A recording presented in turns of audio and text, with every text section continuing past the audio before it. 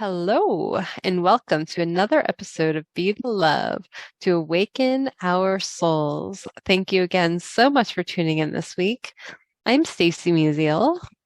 And I am Brenda Carey, and we are your co-hosts and souls on the journey. And we are on a mission to raise the consciousness of humans and the planet, and we need your help. Please spread the word to your family and friends and join us every week. Consider becoming a Patreon supporter or a sponsor to help with the operating costs like editing and the many hours we spend creating these shows with quality guests and content. And if you have resonated with our mission, support us in a way that raises your vibration to love. And if it feels safe for you, I'd like to begin by inviting you to take a moment to get centered with us. I'd like to begin by inviting you to take a beautiful cleansing breath in through your nose and out through your mouth, releasing anything that is keeping you from being present. And take another deep breath in through your nose, breathing in calm, peaceful, loving energy, and breathing out anything you're ready to release in this now moment. And take one more breath in through your nose, breathing in light and love for yourself. And imagine breathing that light and love and send it back to all of humanity, remembering that you always have your breath to come back to. Okay, our conversation is one that always lights me up, and I love Yes. talking about becoming supernatural.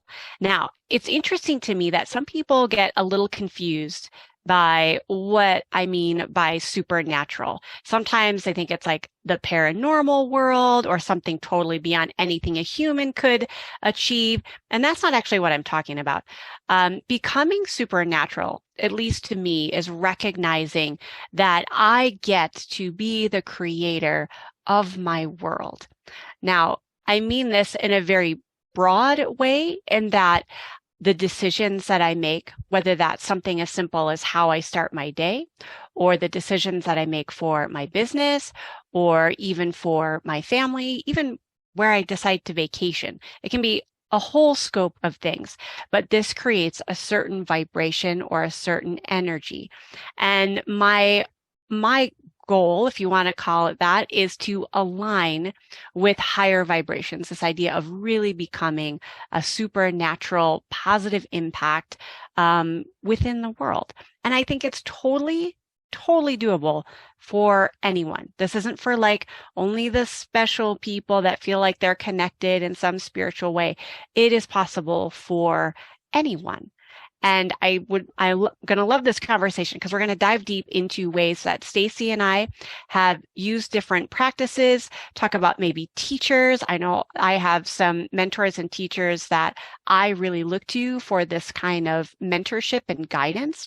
And so this episode is all going to be about how you can become supernatural. Let's go. Oh my gosh. Yes, yes, yes, yes, yes, yes, yes.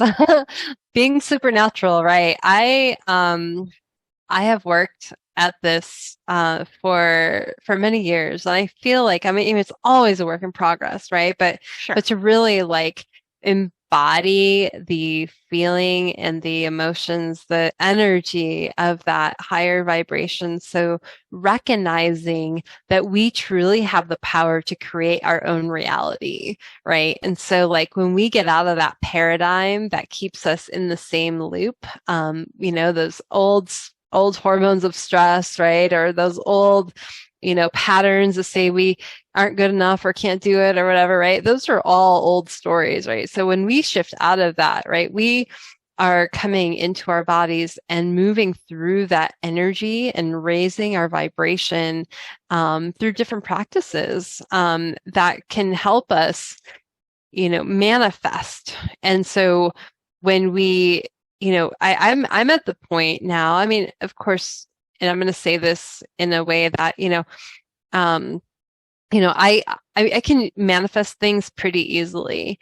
I can say I want something, and then, by that afternoon, it might be, it might come true, right? It may have manifested it, depending on what it is, of course. Sometimes things, bigger things take a little bit more time, and which is fine, but it's happening at a speed that it has been very profound for me. And I'm just like in awe of how much the universe is bringing to me and in abundance. Just by tapping into my own supernatural powers in my own quantum field and recognizing how my thoughts create my reality, right? And So true. not just my thoughts though, but the energy that are underwriting those thoughts, like truly believing and feeling gratitude, right? That gratitude and like is so powerful when you really connect to that energy of it and like wow, like I am so much in awe and that's like a vibration that I'm living in. And so it's such a beautiful, beautiful experience when you can make that shift. Yes, making that shift. And I liked how you said the underlying, not the underlying feeling behind the thought, because I think for many people, they think, oh, okay, if I raise my vibration, that means I have to only think, positive thoughts. And if I say the affirmations enough times, eventually it'll shift. And I'd say, well, maybe, but there is definitely an underlying feeling, like an embodiment that definitely has to, at least has happened in my life to create, for me, it's small shifts. Sometimes there are big shifts for sure, but definitely small shifts. And to eventually then it's like becoming almost like a new person. And so for me, when I was thinking like a sick person, which really wasn't that many years ago, but didn't even realize that I was creating a day that created how a sick person with an autoimmune condition would live, and didn't really realize that I was actually setting that up. And life was happening to me. I mean, all the victim stories that I told myself, the negative self-talk loops that I was stuck in, I had to get used to being comfortable with being uncomfortable, if that makes any sense, but to really challenge some of those thoughts and to realize that underneath it all, like you mentioned, of awe, I mean, being in awe of my body and remembering all the amazing things that it does for me. Like my heart beats and I don't have to think about it. My lungs breathe and pulsate, and it's not something I have to tell it to do. So being in awe of the miracles that are already there and having gratitude's huge for raising vibration. And so just for our listeners to know, and first of all, listeners know that Stacy just came off of a Dr. Joe Dispenza Mm-hmm. retreat. So that's always an element, that's always a Mm-hmm. vibration raising bump. I'm excited to go to one at some point myself.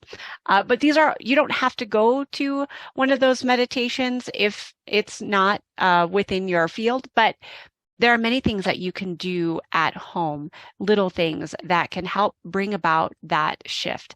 And that's what we're going to dive into a little bit in the rest of our time here.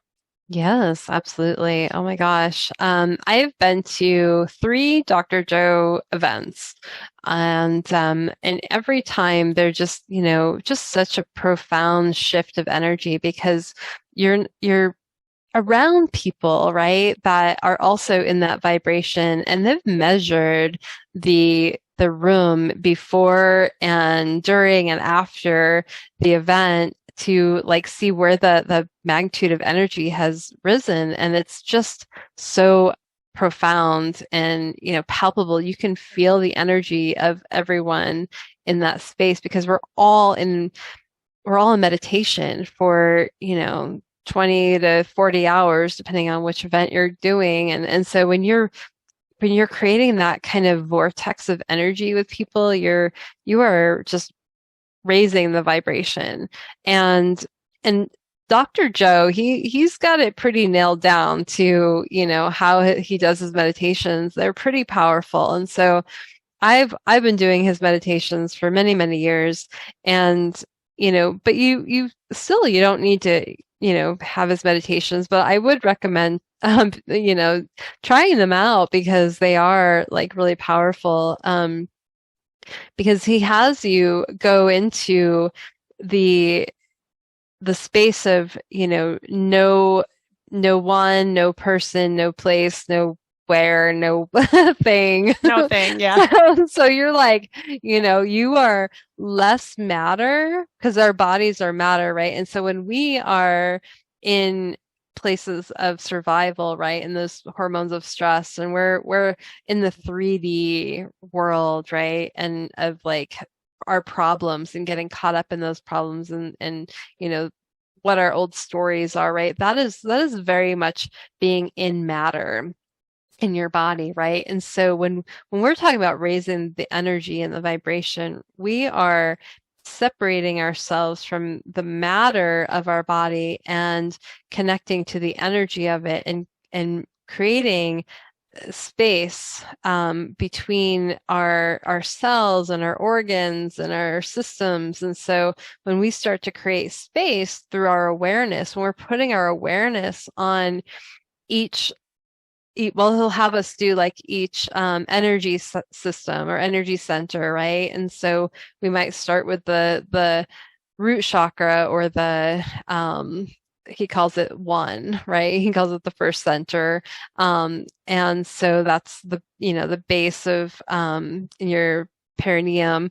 And so you put your attention on that. And as you put your attention on it, it starts to expand and the energy starts to create. And then you start to, have the space around it and the space grows. And then you're also aware of like the space between, the space outside, the space all around you, and how massive the space can get. And then when you're doing this, it's creating you to be more energy and less matter. And as you're doing that, you're raising your vibration, you're changing the story, you're changing the energy that's of what's been stored in that energy center. So maybe there's with the, say, root chakra, right? There's the energy a lot of times of not feeling supported or not feeling safe in the world, or and so not belonging, right? Those are like all root chakra issues. And so there's when you start moving that energy and start creating space, those old stories start to actually, you start moving out of those stories and they start changing the energy around that. So when you're going back, it's a different story. Of course, this takes time and energy and consistency, which is really important to be aware of. But as you're going through each center, you're creating more space, more energy, less matter. Yeah, I think one of the things I really respect about Dr. Joe Dispenza's work, and I've read all of his books, probably reread many of them, is that he takes ancient wisdom principles. So for me, I studied yoga and the different philosophies like Yoga Sutras and different styles of meditation. And he brings a very scientific perspective around it. So like you mentioned chakra, which that is more of an ancient wisdom tradition. He talks about, the energy centers, and he has just amazing, especially lately, it just seems like he keeps adding on to the different case studies and the testimonials. And it's really amazing how he is kind of marrying the two of these ancient wisdom, like the breath techniques he does is, rising Kundalini energy. That's the yogic term for it. He calls it something else, and I can't remember what it's, but it's rising the breath and the energy up into the third eye. He refers more to the pineal gland. But it's this energy of raising up the energy so that we can become supernatural. And that's one thing that I do really respect about Dr. Joe. And he does say that it needs to be consistent. Like it is a daily meditation practice. And his meditations are no joke. I mean, some of them are an hour long, if not more. Or there 4. Are times, yeah, or even longer. Of the list, the recordings I've listened to, I mean, they're minimum half hour. And so I tell like newbies in this world of wanting to become supernatural, I'm like, started in incremental steps because a lot of them are like, man, I couldn't even last that long, you know? So it might have to start off with just a little bit shorter. And then slowly, like you said, you're building up that habit into a consistency of being able to meditate for longer periods of time to raise the vibration even more. And that's when I think the magic really starts to Yeah, happen. absolutely. You mentioned, yeah, the research, right? He shared with us some research this last event, and it was just so amazing how powerful our bodies really are. Yeah. He was showing that there was someone that came in with some chronic pain, and I think this is, very common. People have this chronic pain, and then they start taking opioids, right? Or opiates and so we've got this opiate epidemic. And so he was showing that this person was, by doing these meditations, was actually creating this chemical structure of the opiates in their body naturally, and their pain levels went down. And so our bodies are so powerful. They Right. can create like all the things we need for them and just to heal themselves. And so I think that, well, I mean, they say that you can actually recreate a new body in 7 years, right? And different parts have different time frames, but I almost think it's even less when you're starting to do this work Mm. because those thoughts that we have, right? 65 to 70,000 thoughts per day. And then we're having the same thoughts as we had yesterday, right? And so we're recreating those old stories. And then the weakness the weakest spot in our body is what's getting sick, right? Or getting, with that energy, that emotional energy that our thoughts are creating.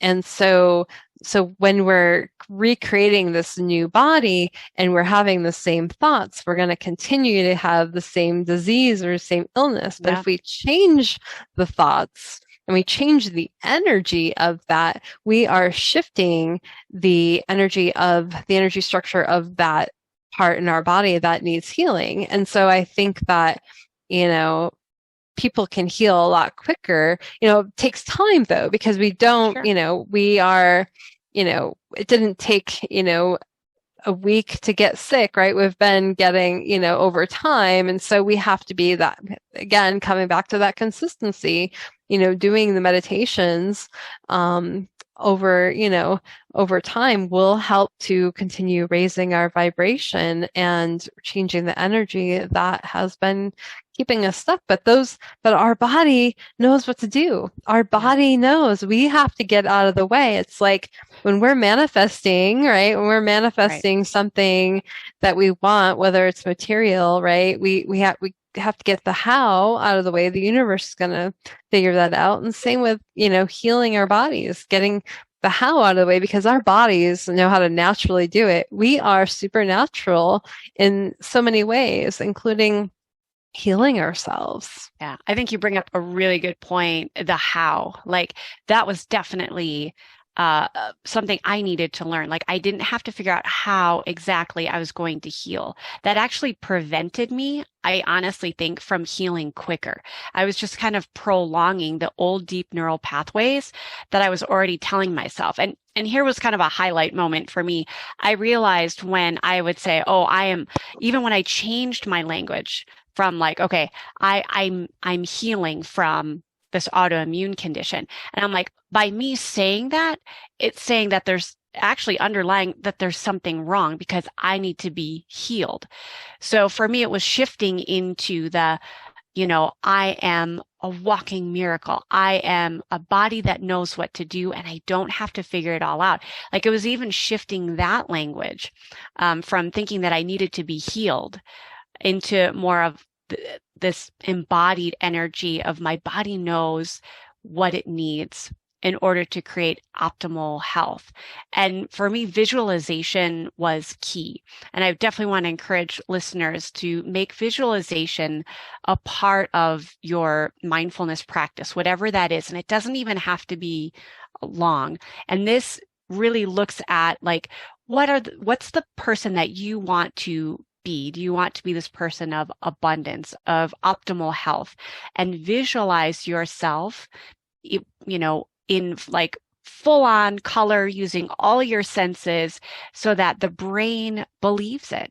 Because whether it's actually happening or if we're imagining it, the brain doesn't know the difference. That was a key takeaway from Dr. Joe's book, Breaking the Habit of Being Yourself, that I took away. I was like, oh my gosh, if I visualize the person I am to be and make it in the now and have the whole experience of it, that brings that manifestation even closer. And like you said, it wasn't an overnight. Maybe for some people it is, but for me, it was this process of releasing the how, that I didn't have to figure it out, that it didn't have to be hard. And then it's just almost to my surprise, my healing actually unfolded. And it was one of those, like, it took me by surprise, like, oh my gosh, I haven't had any pain today, which put me quickly back in the loop. And then, so then I had to revisualize. But there is just an amazing cycle that we create with visualization, being a part of that mindfulness practice, along with breath. Yeah, yeah. And affirmations. Absolutely. I mean, and, going beyond the affirmations though, but really feeling right. What it does feel like. I think that's the important piece too. Right. Another thing, like the visualization, I really love doing, and I have found it to be a very powerful practice, is I really like to imagine my cells, each cell in my body receiving light, or, maybe it's a heart shape, or it's, coming in, I'm bringing in this light of love and health and happiness, and it's smiling each cell, and like they're dancing, and, it's just this beautiful energy that you have, because that visualization, even down to the smallest amount, inside the cell, the mitochondria, the nucleus, all of that, like inside the cell wall, it's just like beaming with love and light. And, when I do that, my body just starts vibrating, and so I think that's a really... So I say for me, like, I know that I put myself in that higher vibrational state when there are tears coming out of my eyes, because I've embodied that I do use affirmations, but I know when they have really been like solidified within my being, when I'm like just so filled with gratitude and abundance that tears stream out of my eyes, like just tears of joy. And I'm like, there's the shift. Like, I know I've made the shift when I'm crying. Yes. Oh, it's so powerful, because it's like this overwhelming, emotional release, that you're just like beaming with joy and love, and you just, want to, scream from the rooftops. And, and then, so one of the things too that I've, in doing this work, because a lot of people have also, talked about, like, well, they can be in meditation, but then it doesn't last. Like they lose that energy after they get up, or they, and so one of those practices, to recognize, to continue tuning into that throughout the day, but to recognize it's not just for us. It's not just for me, right? This energy that I'm experiencing, this joy, right? It's to be shared with people. It's to be, like to give love away, give joy away, right? You're holding it in your own power, but you're also experiencing it with others. And when you do that, it expands, because energy is expansive. And so that's was a big piece that I've learned over even the last few years is like how important it is to really step into that, giving that energy, but, so you're also receiving it. It's and I say giving in a way that also holds your boundaries, not necessarily like giving it away to, someone who, there's an extraction of your energy. So it's important to recognize the difference, but to know that we're all in our true sovereign beings, and we can love. We don't have to rescue. We don't have to, and so there's a balance of recognizing what we're giving and receiving, but to stay in your own power and still be true to yourself and love and give as much as you can. Yeah. So that we can all be the love and become supernatural. That is a great way to wrap up this conversation. Thank you for listening to Be the Love podcast. And if you have enjoyed listening to our show, please share the love by sharing it with your family and friends, giving us a 5-star written review on iTunes or Spotify, or liking us on Facebook. I'm Brenda Carey, and as a holistic healer, I offer coaching and online programs to guide people in their sacred path to vibrant health. My website is sacredpathyogaandreiki.com. Check it out in the show notes. And I'm Stacy Musial. I'm a psychotherapist specializing in whole person, deep soul healing. You can find out more about my work, book, and programs at awakenyourempoweredsoul.com. Please consider supporting our mission to awaken our souls with a monthly donation that helps us with the operating costs of this podcast so we can continue to spread the love. To contribute, please visit our Patreon website at Be the Love Podcast /Be the Love. Visit our Patreon website at patreon.com /Be the Love Podcast, and stay tuned for more episodes being released on Mondays at 5:55 a.m. Mountain Time.